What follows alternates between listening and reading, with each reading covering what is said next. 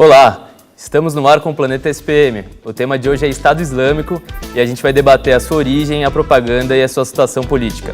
Eu sou Davi Frari e para falar sobre isso eu tenho aqui do meu lado o professor Reniose Cuquier.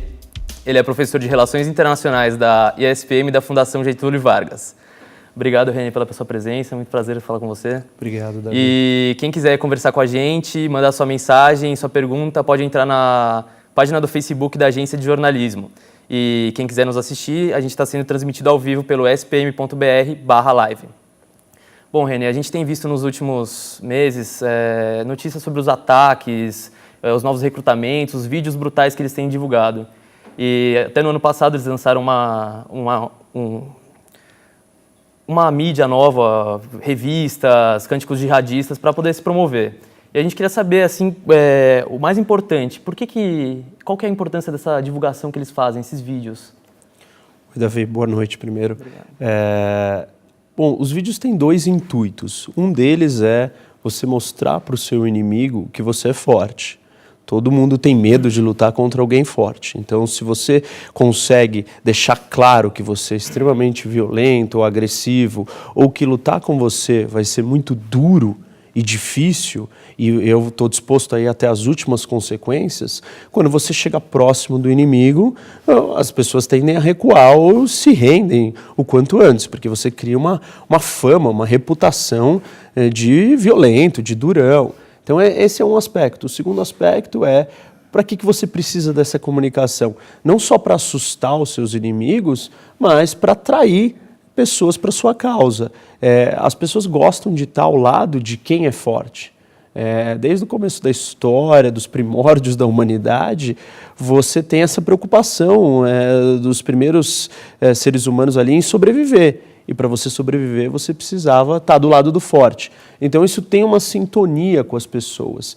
Quando você manda essa mensagem, você está ao mesmo tempo que repelindo o seu inimigo e atraindo aquele que gosta de você ou aquele que simpatiza com a sua causa e quer estar do seu lado. E você acha, então, que por isso que eles têm atraído tantos ocidentais para a causa deles, mesmo sem ter uma ligação geográfica?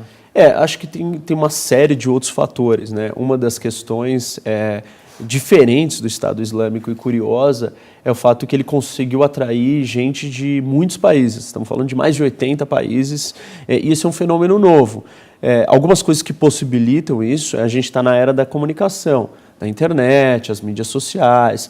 Então você consegue levar essa mensagem para os 4 cantos do planeta. Eles se preocuparam desde o começo em ter uma área de mídia muito desenvolvida, exatamente para conseguir espalhar essa mensagem. Nenhuma outra organização terrorista conseguiu fazer isso. A Al-Qaeda não chegou nem perto de ter esse departamento de mídia que eles têm.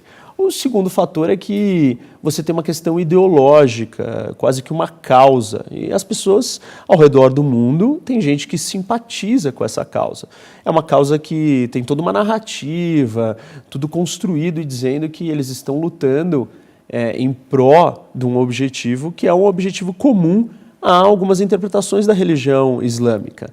Isso chama a atenção das pessoas. Muitas dessas pessoas que acabam se juntando ao Estado Islâmico, elas estão marginalizadas nos seus países, algumas delas. E são jovens, estão em busca de aventura, em busca de algo para lutar. Tem um aspecto ali que é da mensagem, que é uma coisa apocalíptica. Isso é interessante, isso atrai. É um momento de transformação do mundo, eu vou participar de algo que vai deixar uma marca, eu estou lutando contra o mal, contra os americanos, enfim, contra os impérios, os dominadores. Então tem todo um discurso, todos esses fatores combinados têm um impacto muito grande. Acho que tem uma outra questão que também é relevante, é o fato de que a grande parte dos muçulmanos do mundo são muito jovens. Então, de 1,6 bilhões de pessoas, você tem 60%, mais 60%, que tem até 30 anos. Então, são as pessoas mais suscetíveis a embarcarem num projeto desse, lutar por alguma coisa, revolucionário, ir para outro país, quase que uma aventura, de certa forma. Bom, e ainda sobre esse assunto, a gente conversou com o psicólogo e professor Pedro de Santi. Ele vai falar um pouco sobre por que as pessoas se sentem atraídas por essa propaganda. É preciso entender que o poder atrativo do vídeo é especificamente a violência. O que o Estado Islâmico faz, na realidade, é uma propaganda da violência através da violência. Então eles querem se afirmar como um Estado, eles querem arrecadar fundos, ter mais pessoas interessadas, e eles sabem uma coisa terrível a nosso respeito, né? Nós somos mórbidos, né? Então um vídeo que mostre alguém morrendo é irresistível, né? É o apelo. Então, de novo, não é apesar da violência, é por causa da violência, né? A gente vive um mundo onde tudo é filme, tudo é representação, tudo é teatro. Quando alguém fala, esse é um vídeo real, de uma morte real, isso exerce na gente um fascínio, né? É irresistível, como eu falei para vocês. E você, Reni, concorda com o professor? Na verdade, assim, qual a melhor opção? É censurar os vídeos para que ninguém veja ou se liberar para que elas vejam a crueldade dos vídeos, mesmo que possa atrair algumas pessoas? Eu acho que exatamente esse é o debate, né?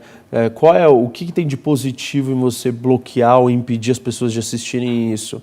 Não dá mais publicidade, não dá mais espaço para esse tipo de atrocidade, porque é isso que eles querem que todo mundo assista.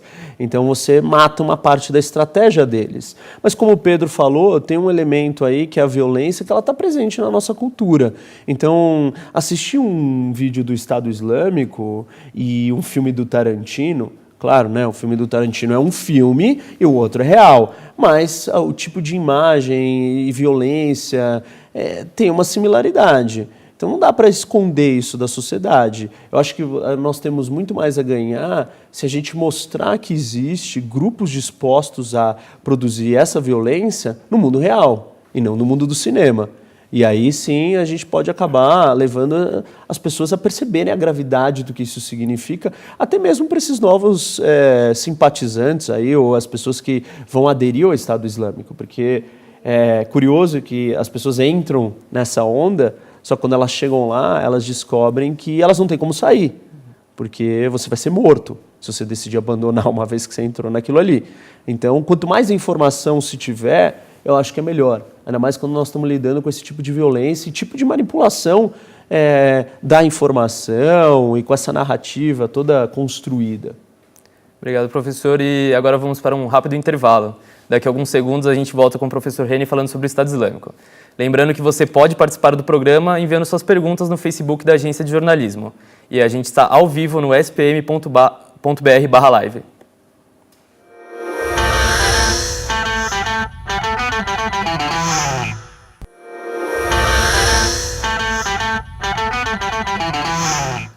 O Planeta SPM está de volta conversando sobre o Estado Islâmico com o professor Reni Ozzi, cientista político que já trabalhou na ONU e na Organização dos Estados Americanos. Bom, e para entender um pouco sobre como o grupo funciona, a gente vai falar sobre a origem. Em que momento aconteceu isso? Quando que surgiu o Estado Islâmico? Bom, isso começa com a invasão dos Estados Unidos ao Iraque. E aí você tem um grupo que está ali tentando arrumar uma causa para lutar, e eles começam a lutar contra o exército americano no Iraque, e ele tem uma ligação com a Al-Qaeda. O Zarqawi era um jordaniano, e aí ele se aproxima da Al-Qaeda e se torna o representante da Al-Qaeda no Iraque. E naquele momento ele está combatendo as tropas americanas e ele começa a criar uma divisão sectária, né, com os xiitas. Você tem no Iraque os sunitas e os xiitas, que são duas facções religiosas, ou duas vertentes do islamismo. E a maioria da população do Iraque é xiita e a minoria é sunita. Então esse grupo do Zarqawi, que é a Al-Qaeda do Iraque, começa a atacar os xiitas. Isso provoca uma guerra civil dentro do Iraque. Aí a Al-Qaeda começa a discordar dos métodos dele tão violentos, e aí, até que chega um momento que os americanos conseguem matar ele. E aí nessa hora assume o segundo, o número 2 ali, e ele continua sendo a Al-Qaeda do Iraque. Com a crise na Síria, eles se expandem, essa Al-Qaeda do Iraque se expande para a Síria. E aí tem uma divergência total com a liderança da Al-Qaeda, onde a Al-Qaeda vira e fala assim, olha, não, vocês não nos representam mais. Aí eles quebram. E aí é no momento que é declarado o Estado Islâmico.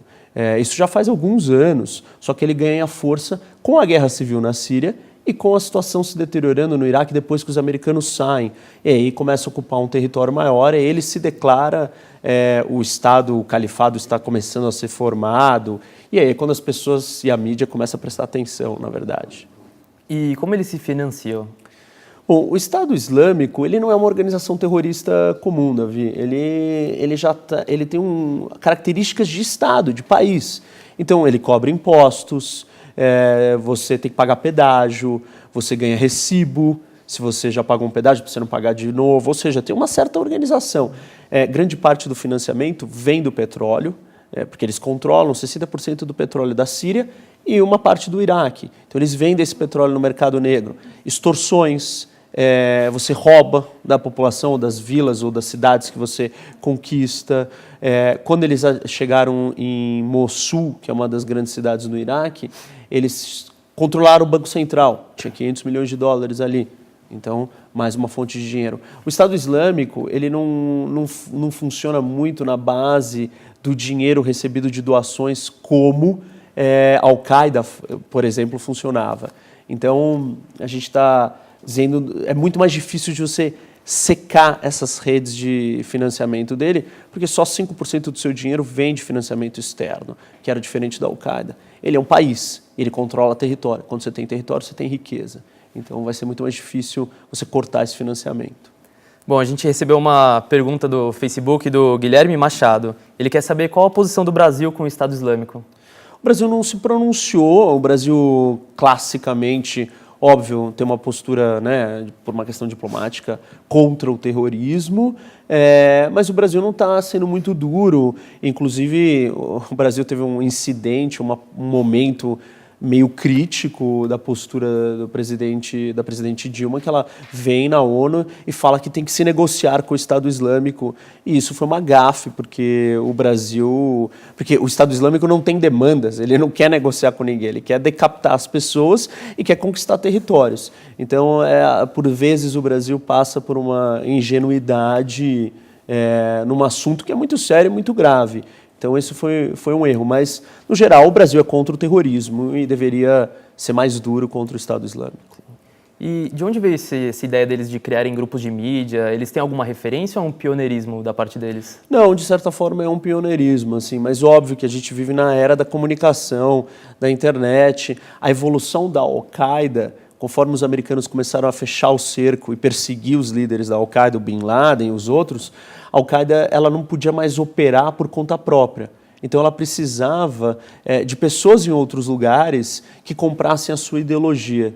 E aí começa a nascer o lobo solitário, que é aquele indivíduo que ele mora ali no país e ele gosta da ideologia, um dia ele decide fazer um ataque por conta própria.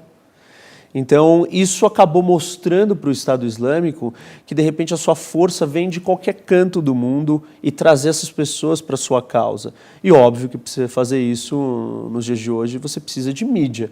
Você precisa das mídias sociais, você precisa de uma estrutura disso. E ele entendeu que, no século XXI, o poder da comunicação, que a gente chama de soft power, ou poder de atração, ou de sedução, ou de persuasão, em muitos contextos é até mais forte do que o poder da arma.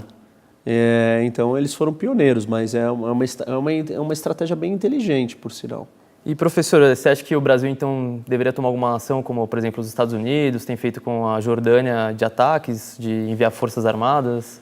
O Brasil poderia, mas o Brasil ele não se envolve com as questões de política internacional, de segurança. Isso é o que falta para o Brasil ser considerado uma grande potência, porque, óbvio, tamanho nós temos, a nossa economia é grande, o Brasil tem uma posição política no mundo respeitável, faz parte dos grandes emergentes.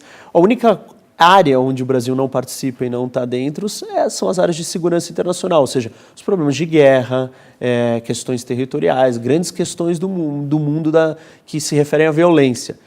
Se o Brasil quiser ser considerado uma grande potência de verdade, ele precisa participar disso. E alguma dessas coisas seria participar de uma coalizão para combater o Estado Islâmico, por exemplo. Mas isso você acha que é uma falta de força do Brasil ou é o caráter político mesmo de não se envolver nessas questões? O Brasil gosta de ficar em cima do muro. Uma falta de interesse? O Brasil é um país que gosta de ficar em cima do muro.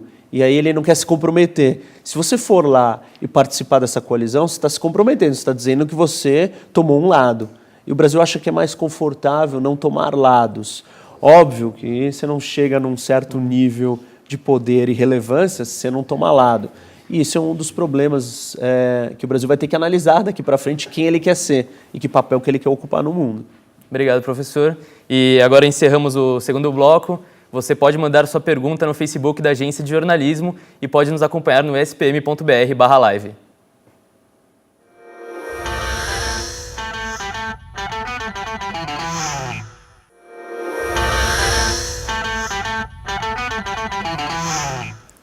Estamos de volta com o Planeta SPM. Reni, chegou uma pergunta aqui do Facebook da Mariana Stocco. Existe a possibilidade de intervenção dos Estados Unidos no Estado Islâmico?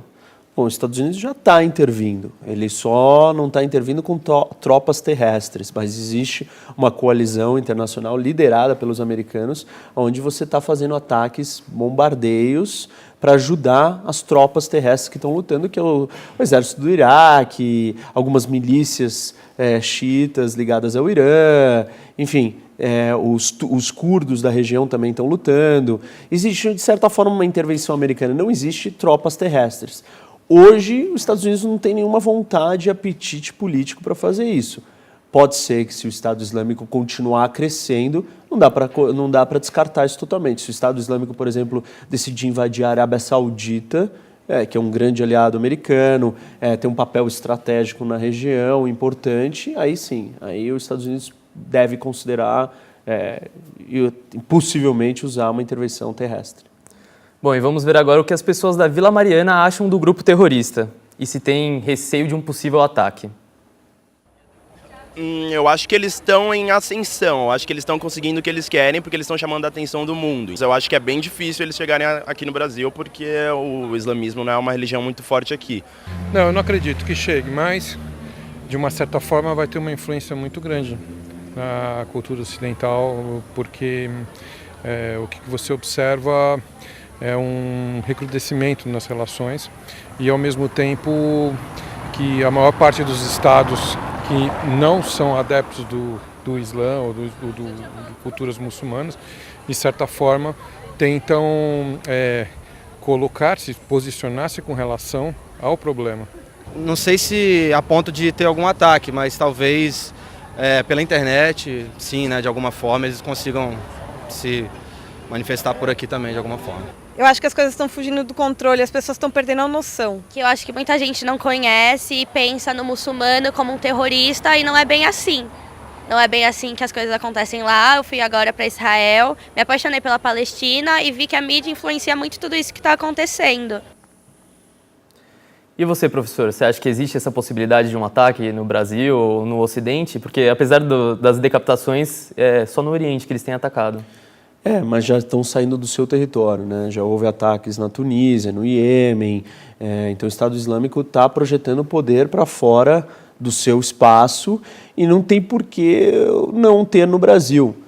O Brasil teve um grande evento, vai ter a Olimpíada aqui.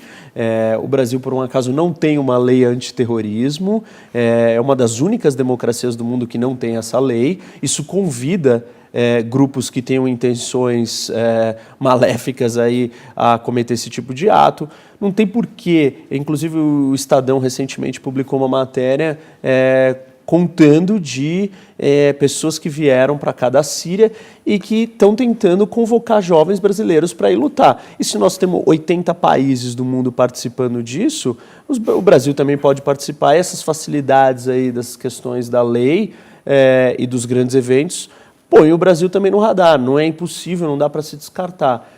A gente nunca teve um fenômeno desse, mas nosso país vizinho, a Argentina, houve um ataque terrorista nos anos 90, o investigador, o promotor que estava investigando o caso acabou de ser assassinado. Então, quer dizer, isso está perto da gente, não dá para totalmente descartar. A Polícia Federal brasileira tem indícios e investiga ligações do Hezbollah, que é uma outra organização terrorista, com o PCC. Então, o Brasil não pode só olhar, isso é impossível. O Brasil sempre esteve longe dessas questões, mas não dá para descartar. Bom, professor, a gente conversou com a Cristina Gubolin Saidá no Skype. Ela mora no Líbano há 10 anos e ela vive a situação de perto do Estado Islâmico. Ela vai falar um pouco sobre a segurança do local e se ela tem medo. Olá, Cristina, tudo bem? Conta pra gente como está a situação aí na região. O medo existe porque estamos lidando com terroristas, de verdade. Onde eles entram, eles fazem um verdadeiro massacre. mas a união dos libaneses é forte. A polícia e o exército do Líbano estão tentando eliminar. E nem todas as pessoas são a favor deles. Infelizmente, eles conseguem sequestrar homens do exército libanês e da polícia libanesa. Quer dizer, eles estão fazendo esse terrorismo com o cidadão libanês. Parte dos vídeos de decapitação são homens do exército libanês, do Hezbollah, porque o Hezbollah é o maior inimigo deles. Parte dos vídeos que são mostrados, eles estão matando os filhos das pessoas libanesas. A gente recebe esses vídeos com muita dor. E a gente ensina os nossos filhos a odiar eles. Aqui no Líbano, as crianças, eles têm brinquedo, eles brincam com os brinquedos assim, que eles estão matando esses homens do Estado Islâmico. Eles são vistos como monstros. Eles são inimigos de Deus diante dos olhos, na visão da religião, né? Na visão das pessoas que são religiosas. Eles são inimigos da humanidade e aquilo que eu te falei, está todo mundo lutando contra eles. Eles estão dando a vida para acabar com eles. Obrigado, Cristina. E chegou outra pergunta do Facebook, a pergunta é da Maria de Fátima Pinheiro. O Estado Islâmico pode ser derrotado por alguém de dentro? Na verdade, quando a Al-Qaeda do Iraque cresce, e que é a precursora do Estado Islâmico, ela só é derrotada, só enfraquece quando as outras tribos sunitas, o Estado Islâmico é de origem sunita, lutam, começam a combater.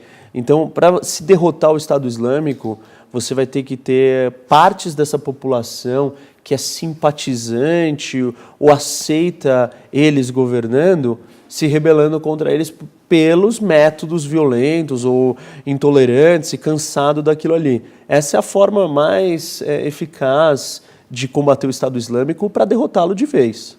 A gente até vê que tem alguns grupos curdos, como os Leões de Rojava, que combatem e estão tendo até algum sucesso para derrotar eles.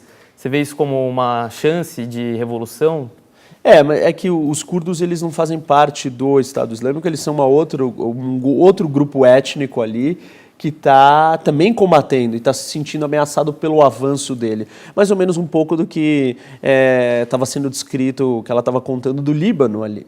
Então o Líbano também se sente acuado porque ele pode ser o próximo a ser atacado. Os curdos são os primeiros na linha de frente, ali na linha de batalha, que vão ter que enfrentar o Estado Islâmico. Então eles vão tentar resistir o máximo que eles puderem. Bom, muito obrigado pela sua presença, professor. Esse foi o primeiro Planeta SPM com a participação do professor Rene. Muito obrigado e em breve o programa estará disponível no portal de jornalismo da SPM. Obrigado pela participação, audiência e até um novo encontro.